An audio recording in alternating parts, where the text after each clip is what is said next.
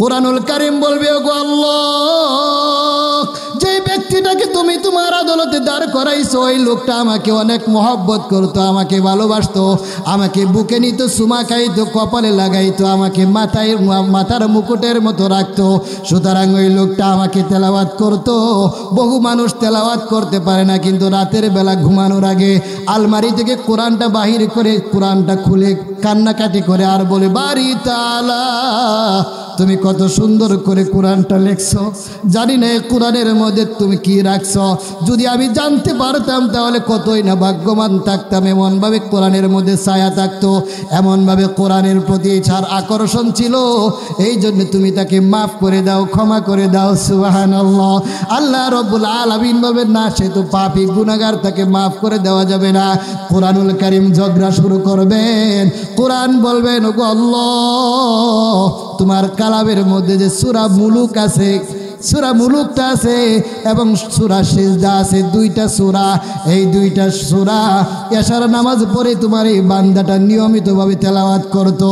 সুতরাং তুমি যদি আজকে তাকে ক্ষমা না করো, আজকে যদি তুমি জাহান্নাম থেকে মুক্তি না দিয়ে জান্নাত যেই পর্যন্ত না দিবা সেই পর্যন্ত আমি তোমার প্রতি তোমার সাথে ঝগড়া করতেই থাকবো।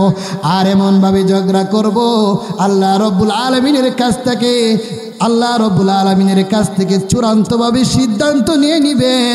আর বলবেন, যদি তুমি তাকে মাফ না করো তাহলে কালামুল্লাহ থেকে দুইটা সূরা তুমি মিটায়া দেও, উঠায়া দেও। সুবহানাল্লাহ। আল্লাহ রাব্বুল আলামিন তার ঝগড়াটাকে কবুল করে তাকে চিরস্থায়ীভাবে জান্নাতি বানায়া দিবেন। সুবহানাল্লাহ।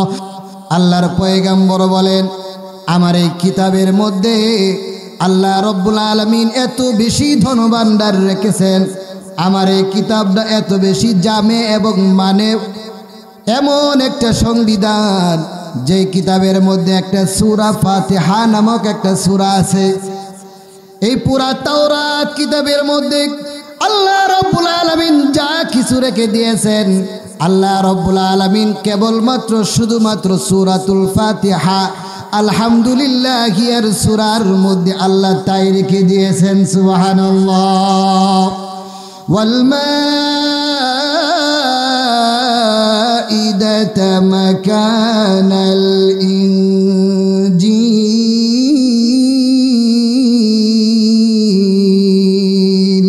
আল্লাহু আকবার। আল্লাহর পয়গম্বর বলেন, পুরা ইনজিল কিতাবের মধ্যে আল্লাহ যা কিছু রাখছেন, আমার এই কোরআনুল কারীমের একটা সূরার নাম আছে সূরাতুল মাইদা। এই সূরা মাইদার মধ্যে আল্লাহ রাব্বুল আলামিন তাই নিহিত রেখেছেন। সুবহানাল্লাহ। ওয়াল হাওয়ামিম মাকানাজ জাবুর।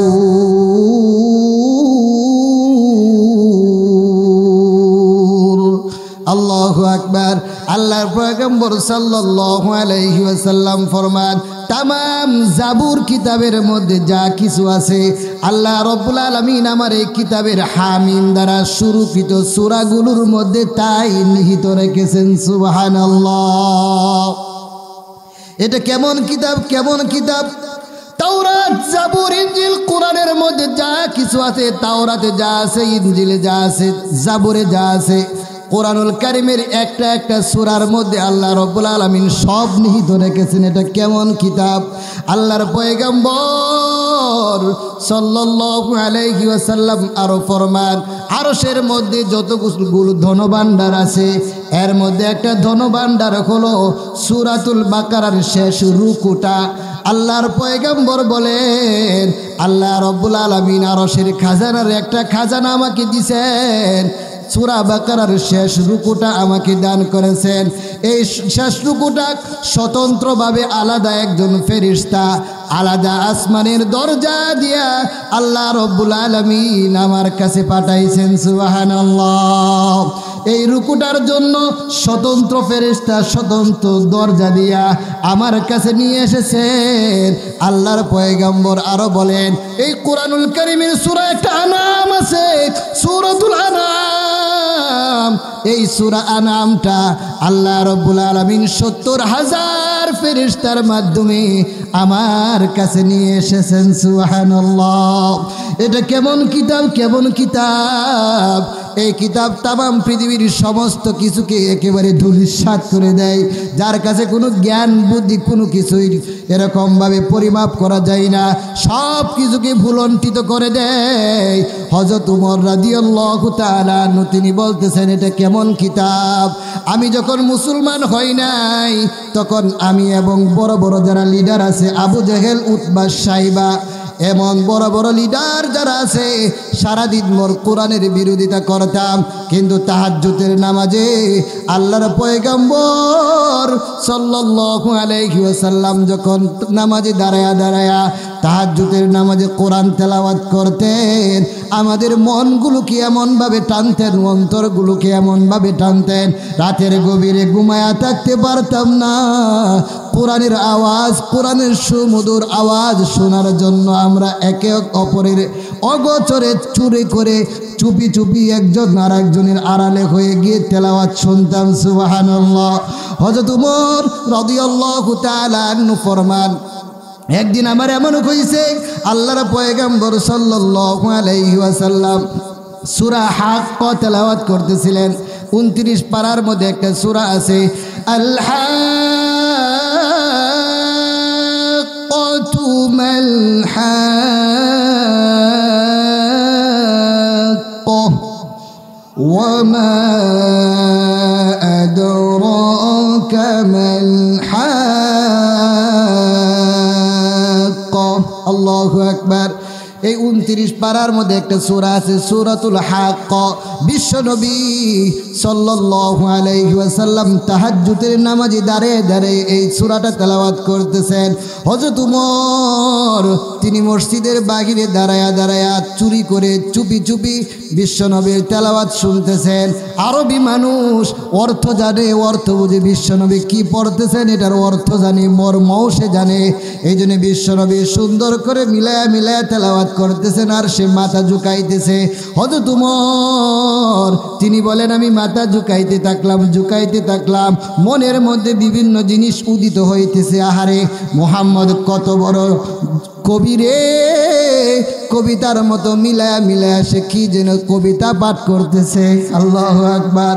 হযরত উমর তিনি মনে মনে বলতেছেন, আহারে, মুহাম্মদ কত বড় কবি, সে কত সুন্দর করে মিলায়া কবিতাগুলো পাঠ করতেছেন। এমন সময় আল্লাহ রাব্বুল আলামিন বিশ্বনবী সাল্লাল্লাহু আলাইহি ওয়াসাল্লামের জবানে বাহির করে দিলেন, ফালা উকসিমু বিমা তুবসিরুনা ওয়া মা লা তুবসিরুন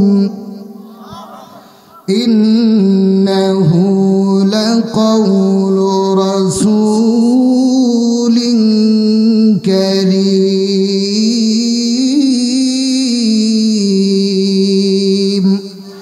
ওয়া মা হুয়া বিকাউলি শাইর। আল্লাহু আকবার। হযরত উমর রাদিয়াল্লাহু তাআলা আনহু তিনি মনে মনে বললেন, আহারে, মুহাম্মদ কত বড় কবি রে, সুন্দর করে সে মিলা কবিতা পড়তেছে। মনে মনে হযরত উমর বলতেছেন, আল্লাহর পয়গম্বর তাহাজ্জুদের নামাজে বলতেছেন, ও উমর, তুমি দুই চোখে যা কিছু দেখো আর না দেখো, সব কিছুর কসমকে বলি, এটা কোনো কবির কবিতা নয়, বরং পবিত্র বার্তাবাহকের পক্ষ থেকে নাজিলকৃত কোরআন। সুবহানাল্লাহ। হযরত উমর ভয় পেয়ে গেছে, কি আশ্চর্য ব্যাপার। আমি মনে মনে চিন্তা করলাম, আর মুহাম্মদ সে নামাজে দাঁড়ায় আমার কথার জবাব দেয়। মুহাম্মদ কত বড় জাদুকর রে, সে কত বড় গণক হয়ে গেছে। যখনই সে মনে মনে চিন্তা করলো মুহাম্মদ কত বড় গণক, তখন বিশ্বনবী সাল্লাল্লাহু আলাইহি সাল্লাম তিনি নামাজের মধ্যে বলতেছেন, ওয়া মা হুয়া বিকাউলি কাহিন قليلا ما تذكرون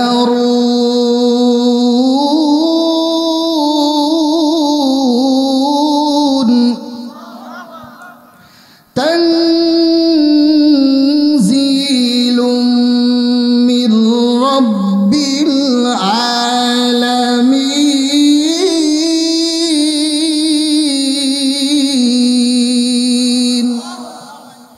ওমা হুয়া বিকৌলি কাহিন। হে ওমর, এটা কোনো গণকের কোনো কথা নয়, গণকের কোনো গণনা নয়, জাদুঘরের কোনো কথা নয়। যদিও তোমরা কম সংখ্যক লোক তার উপরে ঈমান আনছো। তানজিলুম মির রাব্বিল আলামিন, কুল কায়নাতের সৃষ্টিকর্তা পালনকর্তা যিনি, তার পক্ষ থেকে নাজিলকৃত এটা কোরআন। সুবহানাল্লাহি ওয়া বিহামদিহি। হযরত ওমর তার মন ভেঙে টুকরো টুকরো হয়ে গেছে। এটা কি আশ্চর্য ব্যাপার! আমি মনে মনে কোরআনের কথা চিন্তা করি আর মুহাম্মদ কোরআন দিয়া তার কথার জবাব দেন। সুবহানাল্লাহ। এটা কেমন কিতাব, কেমন কিতাব! আপনি যদি এই কিতাবকে জিজ্ঞাসা করেন, ও কিতাব তোমার নাম কি, কোরআনুল কারীম সুন্দর করে আপনার কথার জবাব দিবে। কোরআন বলবে, বাল হুয়া কুরআনুম মাজিদ।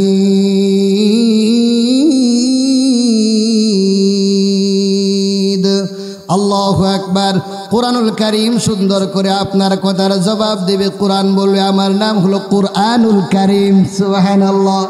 আপনি যদি কোরআনকে আবার বলেন, ও কোরআন তোমার বাড়ি কই, তুমি কোত্থেকে এসেছ, কোরআনুল কারীম সুন্দর করে আপনার কথার জবাব দেবে। কোরআন বলবে, ফি লাউহিম মাহফুজ।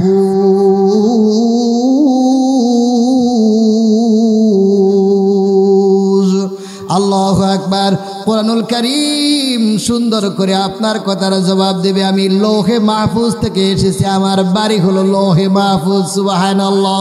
আপনি যদি কোরআনকে আবার জিজ্ঞাসা করেন, ও কোরআন তাহলে তুমি কার থেকে এসেছো, কে তোমাকে পাঠাইছে, কোরআনুল কারীম সুন্দর করে আপনার কথার জবাব দেবে, তানজিলাম মিম্মান খালাকাল আরদা ওয়াস সামাওয়াতিল উলা। আল্লাহু আকবার। কোরআনুল কারীম সুন্দর করে আপনার কথার জবাব দেবে, যিনি সমহান আসমান সমূহকে একেবারে সমান করে রেখেছেন, জমিন যিনি বানাইছেন, তার পক্ষ থেকে নাজিলকৃত আমি কোরআন। সুবহানাল্লাহ। আপনি যদি কোরআনকে আবার জিজ্ঞাসা করেন, ও কোরআন তাহলে তুমি কার মাধ্যমে এসেছ, কার মাধ্যমে এসেছ, কোরআনুল কারীম সুন্দর করে আপনার কথার জবাব দিবে, নাযালা বিহির রূহুল আমিন।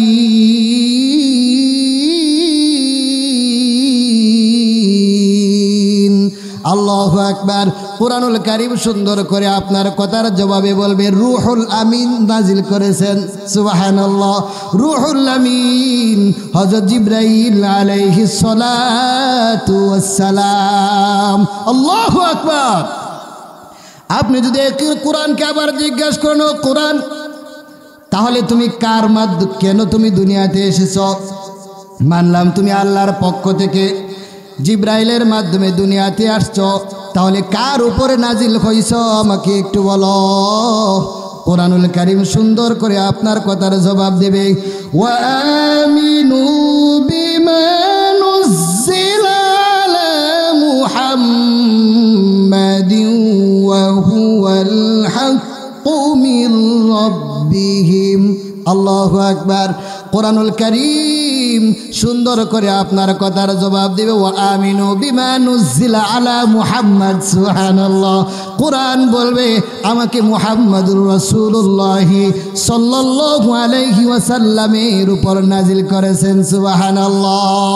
আপনি যদি কোরআনকে আবার বলেন, ও কোরআন তাহলে কেন তুমি দুনিয়াতে এসেছো, তোমার কাজটা কি, কোরআনুল কারীম সুন্দর করে আপনার কথার জবাব দিবে, লিতুখরিজান নাসা মিনাজ যুলুমাতি ইলান নূর।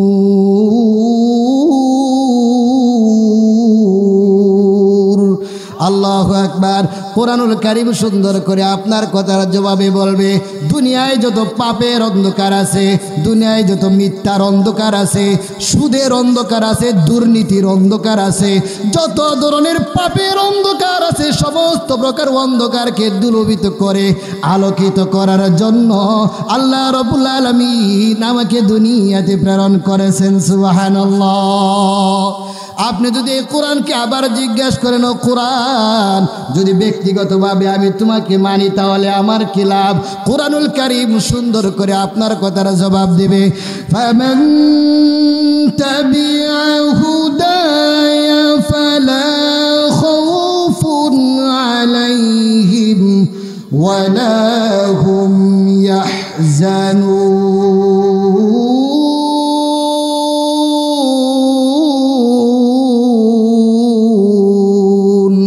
আল্লাহু আকবার। কোরআনুল কারীম সুন্দর করে আপনার কথার জবাব দেবে। যে ব্যক্তি আমাকে মানবে, আমার মত পথ আমার আদর্শকে মানবে, তাহলে দুনিয়াতেও তার কোনো ভয় থাকবে না, আখিরাতেও তার কোনো চিন্তা পেরেশানি থাকবে না। সুবহানাল্লাহ। এটা কেমন কিতাব! তাম পৃথিবীকে যে অক্ষম করে দিয়েছে, এটা হলো এমন কিতাব, যে কিতাব আল্লাহ রাব্বুল আলামিন আপনাকে আমাকে দান করছেন। পৃথিবীর কোনো উম্মত, পৃথিবীর কোনো সম্প্রদায় এত জামে মানে মজবুত কিতাব পায় নাই। সুবহানাল্লাহ ওয়া বিহামদিহি।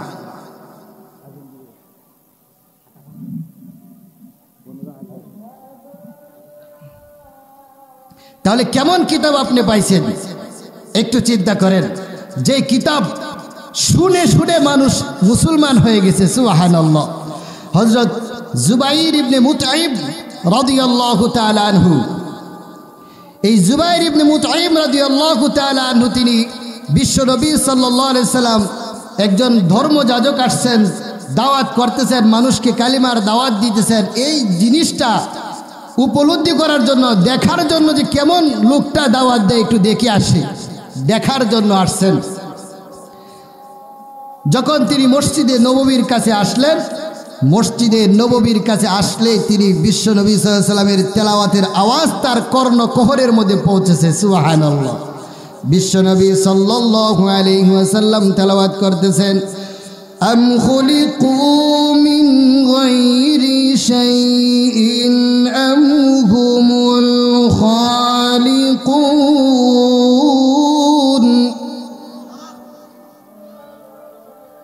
আল্লাহর পয়গম্বর সাল্লাল্লাহু আলাইহি ওয়াসাল্লাম মাগরিবের নামাজে তিনি সূরা তুর থেকে তেলাওয়াত করতেছেন, আম খুলিকু মিন গায়রি শাইইন আম হুমুল খালিকুন আম খালাকুস সামাওয়াতি ওয়াল আরদি বাল লা ইউকিনুন আম ইনদাহুম খাযাইনু রাব্বিকা আম হুমুল মুসাইতিরুন তেলাওয়াত করতেছেন।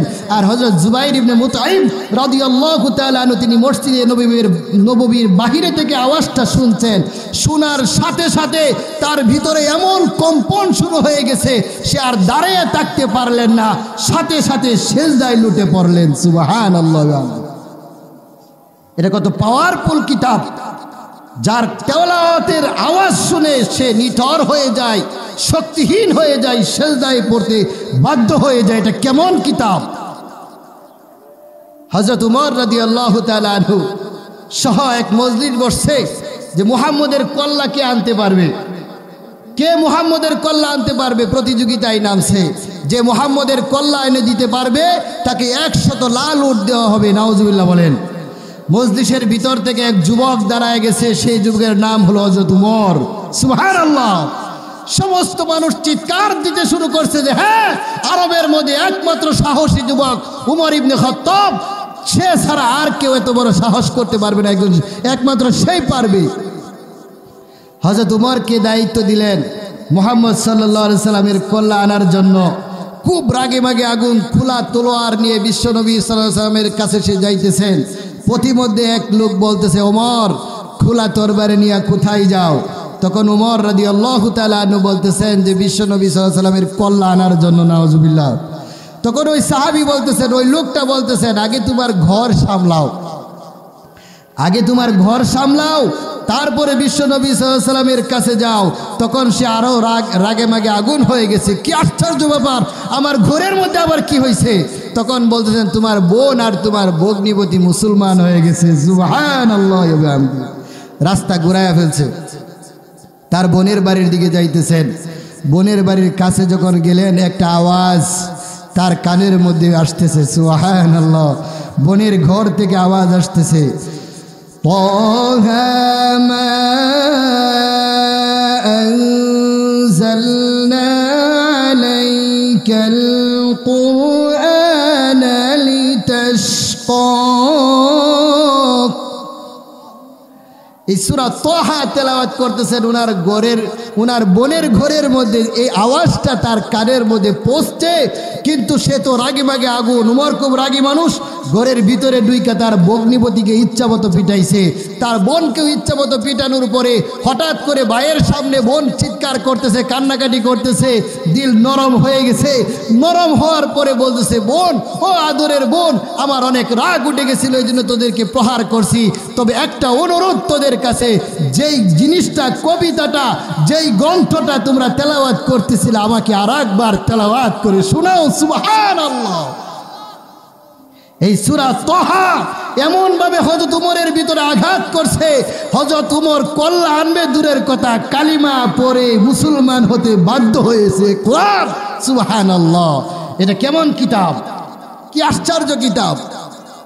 বিশ্বনবী সাল্লাল্লাহু আলাইহি সাল্লামের একজন বন্ধু ছিল, কবি বন্ধু, উমাইয়া ইবনে সালত নামক একজন বন্ধু ছিল। তিনি খুব বেশি কবিতা বলতে পারতেন।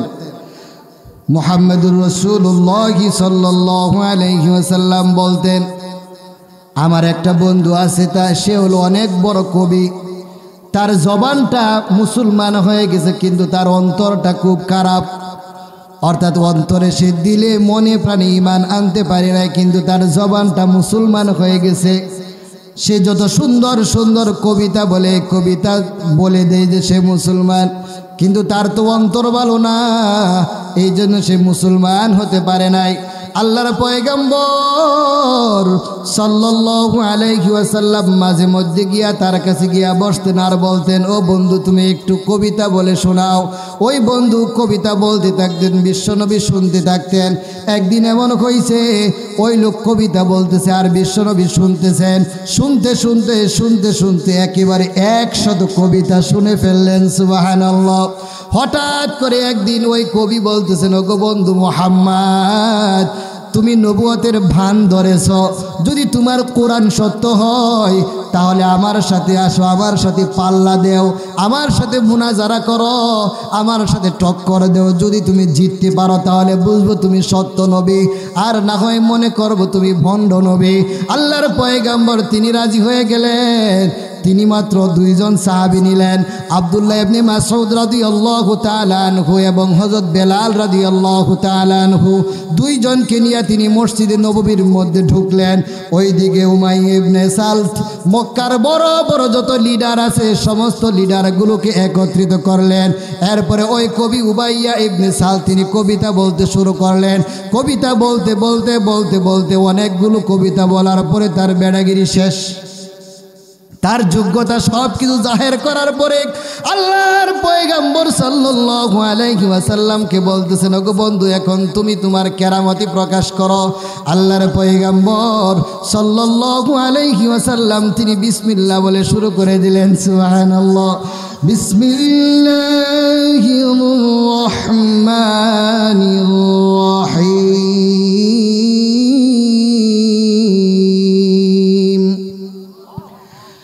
ياسين والقرآن الحكيم إنك لمن المرسلين।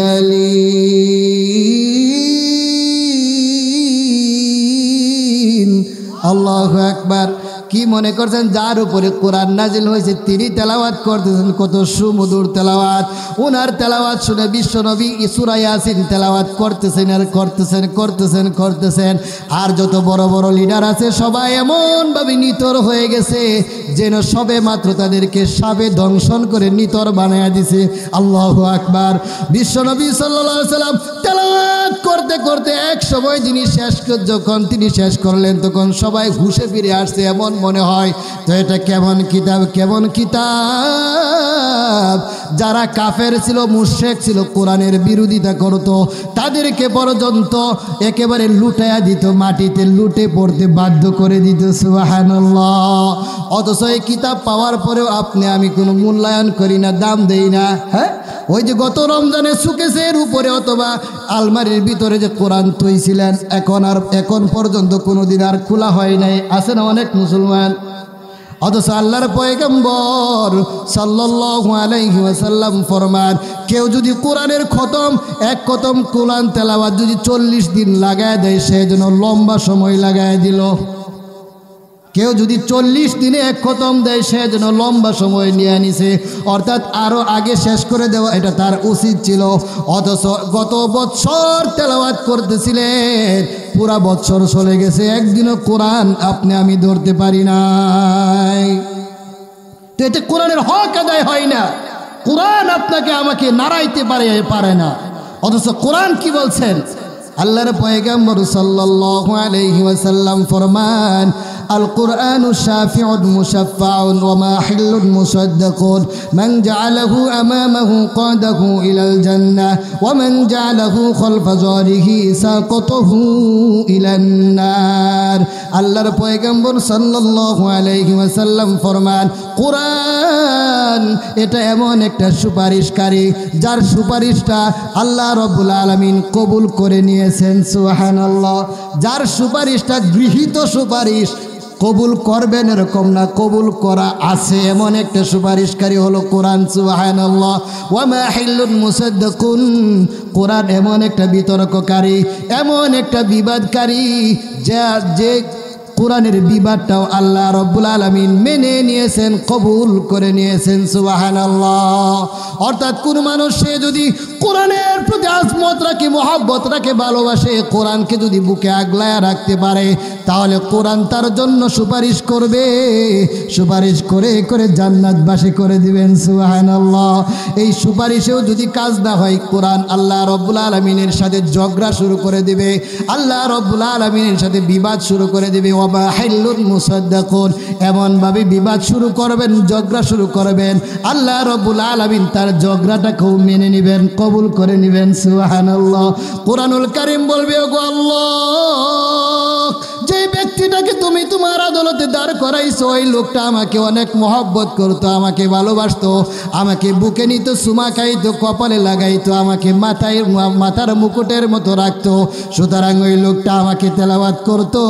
বহু মানুষ তেলাওয়াত করতে পারে না, কিন্তু রাতের বেলা ঘুমানোর আগে আলমারি থেকে কোরআনটা বাহির করে, কোরআনটা খুলে কান্নাকাটি করে আর বলে, বাড়ি তাআলা, তুমি কত সুন্দর করে কোরআনটা লেখছো, জানি না এই কোরআনের মধ্যে তুমি কি রাখছো, যদি আমি জানতে পারতাম তাহলে কতই না ভাগ্যবান থাকতাম। এমনভাবে কোরআনের মধ্যে ছায়া থাকতো, এমনভাবে কোরআনের প্রতি তার আকর্ষণ ছিল, এই জন্য তুমি তাকে মাফ করে দাও, ক্ষমা করে দাও। সুবহানাল্লাহ। আল্লাহ রাব্বুল আলামিন বলবেন, না, সে তো পাপী গুনাহগার, তাকে মাফ করে দেওয়া যাবে না। কোরআনুল কারীম ঝগড়া শুরু করবেন, কোরআন বলবেন, ওগো আল্লাহ, তোমার কালামের মধ্যে যে সূরা মুলুক আছে, সূরা মুলুকটা আছে এবং সূরা সিজদা আছে, দুইটা সূরা, এই দুইটা সূরা এশার নামাজ পড়ে তোমার এই বান্দাটা নিয়মিতভাবে তেলাওয়াত করতো। সুতরাং তুমি যদি আজকে তাকে ক্ষমা না করো, আজকে যদি তুমি জাহান্নাম থেকে মুক্তি না দিয়ে জান্নাত যেই পর্যন্ত না দিবা, সেই পর্যন্ত আমি তোমার প্রতি, তোমার সাথে ঝগড়া করতেই থাকবো। আর এমনভাবে ঝগড়া করব, আল্লাহ রাব্বুল আলামিনের কাছ থেকে, আল্লাহ রাব্বুল আলামিনের কাছ থেকে চূড়ান্তভাবে সিদ্ধান্ত নিয়ে নেবেন আর বলবেন, যদি তুমি তাকে মাফ না করো তাহলে কালামুল্লাহ থেকে দুইটা সূরা তুমি মিটায়া দেও, উঠায়া দেও। সুবহানাল্লাহ। আল্লাহ রাব্বুল আলামিন তার ঝগড়াটাকে কবুল করে তাকে চিরস্থায়ীভাবে জান্নাতি বানায়া দিবেন। সুবহানাল্লাহ। মান জাআলাহু আমামাহু কাদাহু ইলাল জান্নাহ। আল্লাহর পয়গম্বর সাল্লাল্লাহু আলাইহি ওয়াসাল্লাম ফরমান, যে ব্যক্তি কোরআনকে মানবে, কোরআনকে অনুসরণ করবে, কোরআনে যে হুকুমগুলো বলছেন এই হুকুমগুলো মানবে, কোরআনে যেগুলো নিষেধ করছেন এগুলো বর্জন করবে, কোরআনকে তার সামাজিক জীবনে, ব্যক্তিগত জীবনে, রাষ্ট্রীয় জীবনে, পারিবারিক জীবনে ফিটিং করবে, এমন কোন মানুষ যদি দুনিয়া থেকে বিদায় নেই, মান জাআলাহু আমামাহু কাদাহু ইলাল জান্নাহ, কোরআন তাকে সসম্মানে অভিবাদন জানায়া, সালাম জানায়া, মারহাবা জানায়া নিরাপদের সাথে তাকে জান্নাতে প্রবেশ করাবেন। সুবহানাল্লাহ। জান্নাতে নিয়ে যাবেন। ওয়া মান জালাহু খলফা যহরিহি সাকাতুহু ইলান নার। আর কোন ব্যক্তি যদি কোরআনকে পৃষ্ঠ প্রদর্শন করে, কোরআনের প্রতি ভ্রুক্ষেপ না করে, কোরআনের আইন বিধান কোনো কিছুই যদি না মানে, এমন অবস্থায় যদি মৃত্যুবরণ করে, কদাহু ইলাল জান্নাহ মান জালাহু খলফা যহরিহি সাকাতুহু ইলান নার, তাহলে কোরআন তাকে টেনে হেসে অপমানের সাথে জাহান্নামে নিয়ে যাবে। নাউজুবিল্লাহ। এই জন্য কোরআন পড়বো তো সবাই ইনশাআল্লাহ। কোরআনের সুপারিশে আমরা জান্নাতে যাওয়া রাজি আছি তো ইনশাআল্লাহ। আল্লাহ তাআলা সবাইকে কোরআন পড়নেওয়ালা বানায় দেন, সবাই বলে আমিন। কোরআনের প্রতি আজমত মোহাব্বত সকলের দিলে বাড়ায় দেন, সবাই বলে আমিন। ওয়া আখির দাওয়ানা আলহামদুলিল্লাহি রাব্বিল আলামিন।